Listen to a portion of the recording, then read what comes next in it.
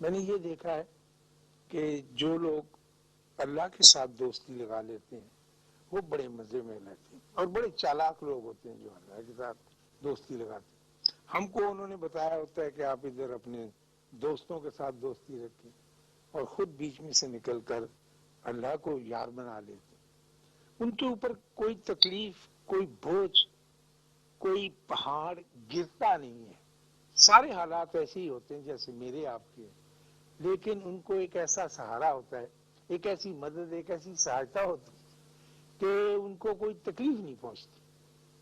تو میں نے یہ دیکھا ہے اور بہت قریب سے دیکھا۔ ہمارے گھر میں دھوپ سینکتے ہوئے میں اپنی ایک چڑیا کو دیکھا کرتا ہوں جو بڑی دیر سے ہمارے گھر میں رہتی ہے، اور غالباً یہ اس چڑیا کی یا تو بیٹی ہے یا نواسی ہے، جو بہت دیر سے ہمارے مکان کی چھت کے ایک کونے میں، ہمارا مکان بڑا اچھا ہے، عربی کی چھتیں ہیں، لیکن کوئی نہ کوئی کونا خدرا ایسا رہ جاتا ہے جو ایسے مکینوں کو بھی جگہ فراہم کر لیتا ہے۔ تو وہ بڑے شوق سے، بڑے سبھاؤ کے ساتھ، بڑے مانوس انداز میں گھومتی پھرتی رہتی ہے، ہمارے فرش پر بھی اور کمرے کے اندر بھی چلی آتی ہے۔ تو کل وہ ایک فاختہ آئی جو ٹیلی فون کی تار پہ بیٹھی تھی، اور یہ چڑیا اڑ کر اس کے پاس گئی، اور میں دھوپ سینک رہا تھا۔ تو اس چڑیا نے فاختہ سے پوچھا کہ آپا، یہ جو لوگ ہوتے ہیں انسان اور جن کے ساتھ میں رہتی ہوں، یہ اتنے بے چین کیوں ہوتے ہیں؟ یہ بھاگے کیوں پھرتے ہیں؟ دروازے کیوں بند کرتے ہیں؟ دروازے کیوں کھولتے ہیں؟ اس کی وجہ کیا ہے؟ تو فاختہ نے کہا کہ میرا خیال یہ ہے کہ جس طرح ہم جانوروں کا ایک اللہ ہوتا ہے، ان کا کوئی اللہ نہیں ہے، تو ہمیں یہ چاہیے کہ ہم مل کے دعا کریں کہ ان کو بھی ایک اللہ مل جائے، تو آسانی ہو جائے گی، ورنہ تو اگر ان کو اللہ نہ مل سکا تو مشکل میں زندگی بسر کریں گے۔ مجھے پتہ نہیں وہ میری چڑیا نے اس کی بات مانی یا نہیں، لیکن وہ کافی دیر تک گفت و شنید کرتی تھی، اور میں بیٹھا اپنے تصور کے زور پر یہ دیکھتا رہا کہ ان کے درمیان گفتگو کا ایسا ہی سلسلہ جاری ہے۔ تو ہم کسی وجہ سے، یعنی کوئی ہمارا اتنا بڑا قصور بھی نہیں ہے، ہم کمزور لوگ ہیں، ہماری دوستی اللہ کے ساتھ ہو نہیں سکتی۔ جب میں ایسی بات محسوس کرتا ہوں یا سنتا ہوں تو پھر اپنے بابوں کے پاس بھاگتا ہوں۔ میں نے بابا جی سے کہا کہ جی میں اللہ کا دوست بننا چاہتا ہوں، اس کا کوئی ذریعہ اس تک پہنچنا چاہتا ہوں، یعنی میں اللہ والے لوگ کی بات نہیں کرتا، سیدھی دوستی جیسے میری آپ کی اپنے اپنے دوستوں کے ساتھ ہے۔ تو انہوں نے کہا کہ تو اپنی شکل دیکھ اور اپنی حیثیت پہچان، تو کس طرح سے اس کے پاس جا سکتا ہے، اس کے دربار میں پہنچ سکتا ہے اور اس کے گھر میں داخل ہو سکتا ہے؟ یہ ناممکن ہے۔ میں نے کہا تو پھر میں کیا کروں؟ کوئی ایسا طریقہ تو ہونا چاہیے کہ میں اس کے ساتھ رہوں۔ تو اس نے کہا کہ اس کا آسان طریقہ یہ ہے کہ خود نہیں جاتے، اللہ کو آواز دیتے کہ اللہ آ جا میرے گھر میں، کیونکہ اللہ تو کہیں نہیں جا سکتا ہے، بندے کا جانا مشکل ہے۔ تو جب تم اس کو بلاؤ گے تو پھر وہ آئے گا، اور ضرور آئے گا۔ تو میں نے سوچا اتنے سال زندگی گزر جانے کے بعد کہ واقعی میں نے کبھی اسے بلایا ہی نہیں، کبھی اس بات کی زحمت کی نہیں تھی۔ وہ ایسے ہی میری زندگی رہی ہے جیسے بڑی دیر کے بعد کالج کے زمانے کا ایک کلاس فیلو مل جائے بازار میں، تو پھر ہم کہتے ہیں کہ ہو بڑا اچھا آپ مل گئے، کبھی آنا۔ وہ کہاں ہے، اس کو تو بیچارے کو پتہ نہیں۔ تو ایسے ہی اللہ کے ساتھ ہمارا تعلق ہے۔ ہم یہ نہیں چاہتے، بلکہ کسی حد تک ڈر جاتے ہیں کہ خدا نہ خواستہ اگر ہم نے اللہ سے دوستی لگا لی اور وہ آ گیا تو ہمیں تو بڑے کام کرنے ہوتے ہیں۔ کوئی دوپٹہ چلنا ہوتا ہے، بوٹ پالش کرنا ہوتا ہے، مہندی پہ جانا ہوتا ہے۔ اس وقت علامہ آ گئے، انہوں نے کہا کہ کیا ہو رہا ہے، تو مشکل ہوگی، ہم نے زندگی کے کام نپٹانے۔ باقی یہ میں سوچتا ہوں، اور میں نے اپنے بابا کا یہی جواب دیا کہ میں سمجھتا ہوں کہ اللہ کی عبادت کرنا بہت اچھی بات ہے، اور ہے بھی اچھی بات۔ تو انہوں نے کہا کہ عبادت کرنا تو ایک اور چیز ہے، تم نے تو مجھ سے سوال یہ کیا ہے کہ میں اس کو بلا واسطہ طور پر ملنا چاہتا ہوں. عبادت کرنا تو ایک گرامر ہے جو آپ کر رہے ہیں، اور اگر آپ عبادت کرتے بھی ہیں تو پھر آپ اپنی عبادت کو سیلیبریٹ کریں، جشن منائیں. جیسے مہندی پہ لڑکیاں ناچتی ہیں نا، تھال لے کے، موم بتیاں جلا کے، اس طرح سے. ورنہ تو آپ کی عبادت جو ہے وہ کسی کام کی نہیں ہوگی جب تک خواتین و حضرات عبادت میں سیلیبریشن نہیں ہوگی، جشن کا سامان نہیں ہوگا. وہ جو بابا کہتا ہے تیری عشق نے چاہا کرتا ہی ہے، چاہے سچ مچ نہ ناچے، لیکن اندر سے اس کا وجود اور اس کی روح جو ہے وہ تھیا تھیا کر رہی ہو، چاہے نماز اس کی چھوٹی اثر والی ہو یا مغرب والی ہو. لیکن جب تک سیلیبریٹ نہیں کرے گا نا، لپیٹ کے کہ تو نے کتنی پہنا چاہ سنتا پھر دو چھوڑ جی جا کے سنائے. یہ تو عبادت نہیں، ہم تو ایسی ہی عبادت کرتے رہے. اس لیے تال میل نہیں ہوتا اس کے ساتھ. جشن ضرور اس کا منانا چاہیے. میرے ریڈیو میں ایک ہمیں ملی تھی اسائنمنٹ، وہ یہ کہ پتہ کریں چھوٹے دکانداروں سے کہ وہ کس طرح کی زندگی بسر کرتے. دکانداروں سے کم، چھابڑی فروشوں سے زیادہ. یہ کچھ دیر کی بات ہے. تو میں گیا، بہت سے چھابڑی فروشوں کو انٹرویو کیا، ان سے حال معلوم کیے.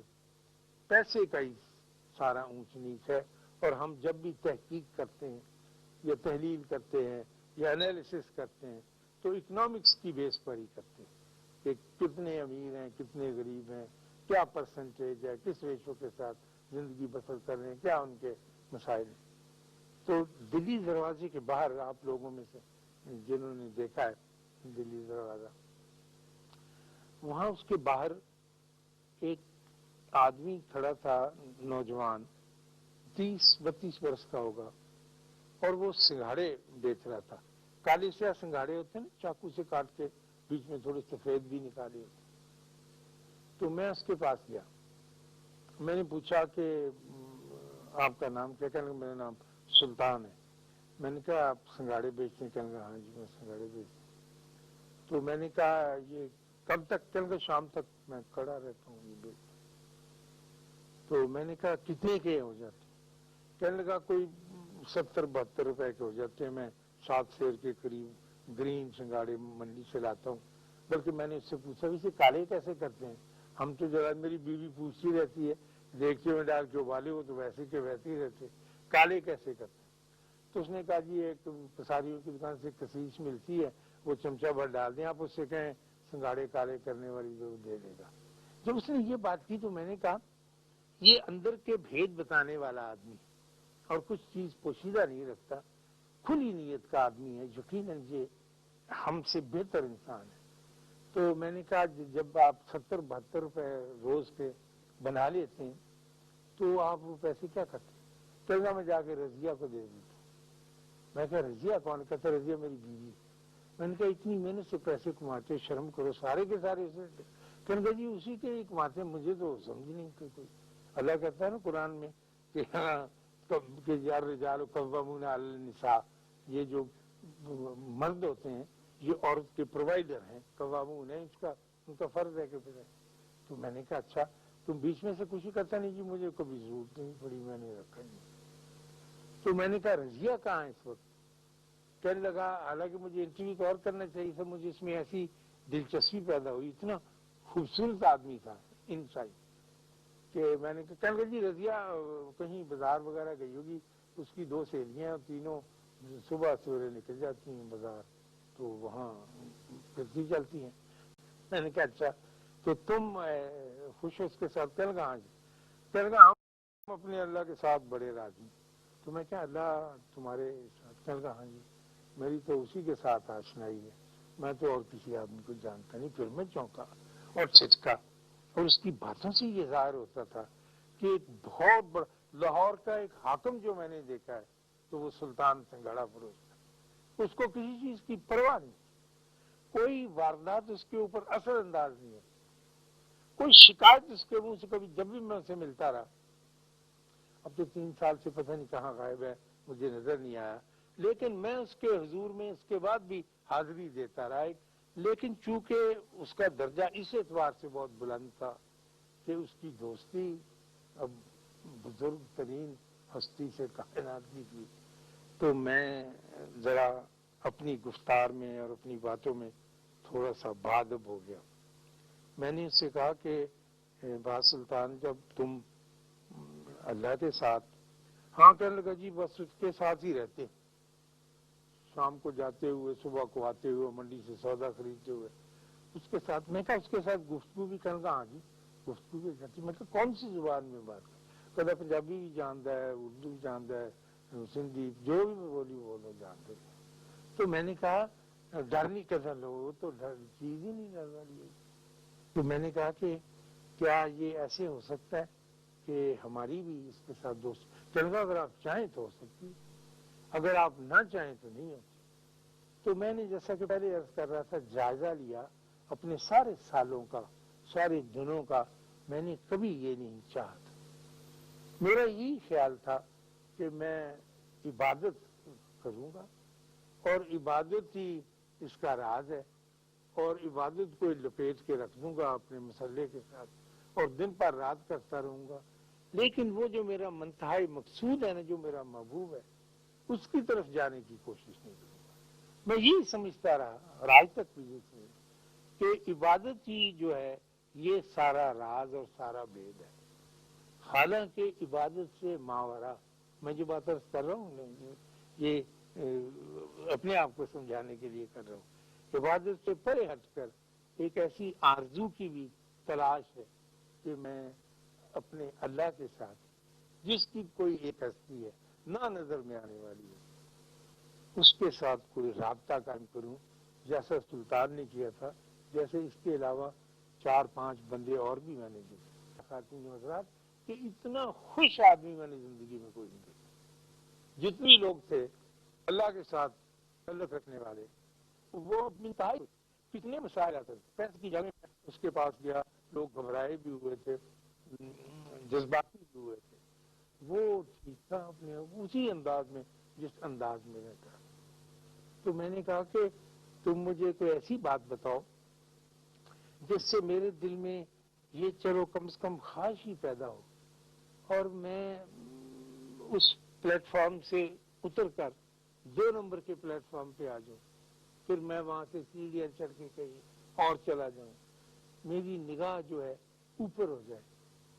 تو کہنے لگا کہ نگاہ اوپر کرنے سے، دیکھو ان پڑھ آدمی ہے، مجھ سے لوگ پوچھا کرتے ہیں کہ بابے کہاں ہیں، ان کا ایڈریس کیا ہے۔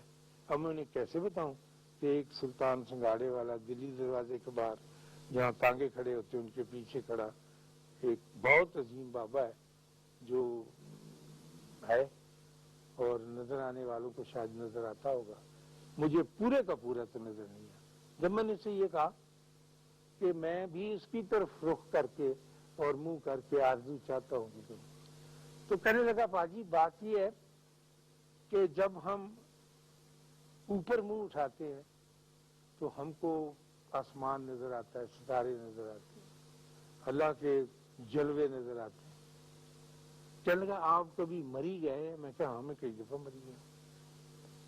کہنے لگا جب آدمی مری جاتا ہے پہاڑی میں، جب پہاڑی پہ چڑھتا ہے، اونچائی پر پہنچتا ہے، تو پھر حال کا نظارہ لینے کے لیے وہ نیچے بھی دیکھتا ہے، اوپر بھی دیکھتا ہے اور نیچے بھی دیکھتا ہے، پھر کمپلیٹ ہوتا ہے اس کا سفر۔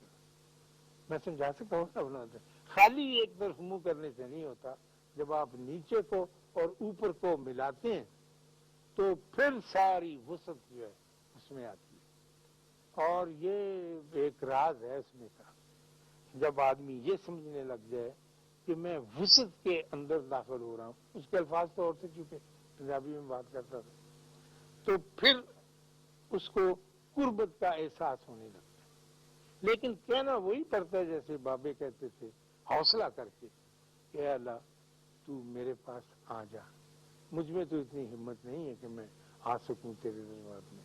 اور وہ یقیناً آتا ہے، بقول سلطان سنگاڑے والے کے جانا نہیں پڑتا، اس لیے کہ وہ تو پہلے سے آپ کے پاس موجود ہے اور آپ کی اشارت کے پاس کرسی ڈال کے بیٹھا ہوا ہے، وہ آپ کے گھر کے قریب ترین مرکز کے اوپر۔ تو میں نے کہا اس کا مجھے کوئی راز بتا۔ راز کیا؟ مجھے کچھ ایسی بات بتا کہ جس سے میرے دل کے اندر، کہنے لگا جی آپ کے دل کے اندر کیا، میں تو سارے لوگوں سے، اپنے پاکستان کے لاہور کے لوگوں سے کہنا چاہتا ہوں کہ جب وہ باہر نکلا کریں تو پورا لباس پہن کر نکلا کریں۔ میں نے کہا اچھا پورا لباس پہن کر آنے دے؟ سارے ہی میں کہا پورا لباس پہن کے، کیونکہ یہ دیکھو ٹانگے میں 4 بندے بیٹھے ہیں، پورا لباس نہیں پہنتے۔ میں کہا یہ بابو گزرا ہے 3 پیس سوٹ پہنا ہوا ہے، اس نے ٹائی لگائی ہوئی ہے، کہنے کا نہیں جی جب آدمی کم سے کم جب باہر نکلے تو جس طرح لڑکیاں میک اپ کرتی ہیں باہر نکلنے کے لیے خاص طور پر، تو آدمی کو بھی اپنے لباس کے اوپر خصوصی توجہ۔ میں یہی سمجھتا رہا کہ وہ اخلاقی بات کرنی چاہتا ہے، لباس کے بارے میں ہم لوگ کرتے ہیں۔ کہنے لگا وہ سارے کپڑے تو پہن لیتا اپنے چہرے پر مسکراہٹ نہیں پہنتا، تو ایسے ہی آ جاتا ہے لڑائی کرتا ہوا، اور لڑائی کرتا ہوا چلا، اللہ کی شکر گزاری نہیں۔ اور جب اللہ کی شکر گزاری سے آدمی نکلتا ہے تو پھر وہ کہیں کا نہیں رہتا۔ تو میں نے کہا یار ہم تو بہت عبادت گزار لوگ ہیں، باقاعدگی سے نماز پڑھتے ہیں اور روزے رکھتے ہیں، زکوٰۃ دیتے ہیں۔ کہے گا جی پیران پیر کے شہر میں ہمارے وہاں، میں لال کرتی میں رہتا ہوں، وہاں بابا وریام رات کو باتیں سنایا کرتا ہے، بات ڈالتا ہے، کہانی قصہ۔ تو پیران پیر کے شہر بغداد میں ایک بندہ تھا جو کسی اپنی محبوب پر عاشق تھا، تڑپتا تھا، روتا تھا، چیخیں مارتا تھا، زمین پر سر پٹکتا تھا، اور اس کا محبوب اس کو نہیں ملتا تھا۔ اور اس نے دعا کی کہ یا اللہ مجھے ایک دفعہ اس کے درشن تو کرا دے۔ تو اللہ کو اس پہ رحم آ گیا۔ کسی بزرگ نے اس سے کہا کہ تو حالت کیا بنا رکھی؟ اس نے کہا میں کیا کروں، میں اس کے بغیر رہ نہیں سکتا۔ تو اس کا محبوب ایک مقررہ مقام پر جہاں بھی کہا گیا تھا وہ پہنچ گیا، اور یہ بھی پہنچ گیا۔ اس نے کہا کہ میں اپنی دید کرانے کے لیے تیرے پاس آیا۔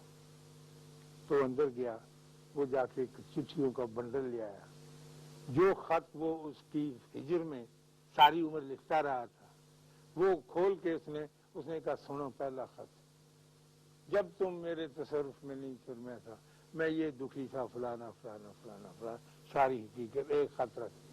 پھر اس نے دوسرا خط نکالا، دوسرا پڑھ کے رکھ دیا، پھر اس نے تیسرا کر کے نکالا، تیسرا۔ جب وہ 11ویں خط پہ پہنچا تو اس کے محبوب نے ایک تھپڑ مارا کہ گھرے کے بچے میں تیرے سامنے موجود ہوں اپنی پورے وجود کے ساتھ، تو مجھے چٹھیاں سنا رہا ہے یہ کیا بات ہوئی؟ تم مجھے اپنی پرانی ماضی کی حقیقت بیان کر رہے ہیں۔ تو کہنے لگا بھاجی عبادت ایسی ہوتی ہے، آدمی چٹھیاں سناتا رہتا ہے، محبوب اس کے گھر میں ہوتا ہے، اس سے بات نہیں کرتا۔ جب تک اس سے بات نہیں کرے گا چٹھیاں سنانے سے کوئی فائدہ نہیں ہوگا۔ تو میں یہ عرض کر رہا تھا کہ ایسے لوگ بڑے مزے میں رہتے ہیں، میں بڑا سخت جیلس ہوں ان کا۔ میں چاہتا ہوں کچھ کیے بغیر، کچھ کوشش کے بغیر، سٹرگل کے بغیر مجھے بھی ایسا ہی مقام مل جائے مفت، اور میں اس لذت میں مبتلا ہو جاؤں جیسے ہم کسی نہ کسی لذت میں مبتلا ہو جائیں۔ میرا جی چاہتا ہے کہ میرا بھی ایک پرائز بانڈ نکلا ہے 3.5 کروڑ والا، لیکن اس سے پہلے میں یہ بھی چاہتا ہوں کہ چاہے بھلے وہ میں اور ایمانداری کی بات کرتا ہوں، نکلے نہ نکلے، مجھے وہ عیاشی میسر آ جائے جو میں نے 5 آدمیوں کے چہرے پر، ان کے وجود پر، ان کی روحوں پر دیکھی تھی، کیونکہ ان کی دوستی ایک بہت اونچے مقام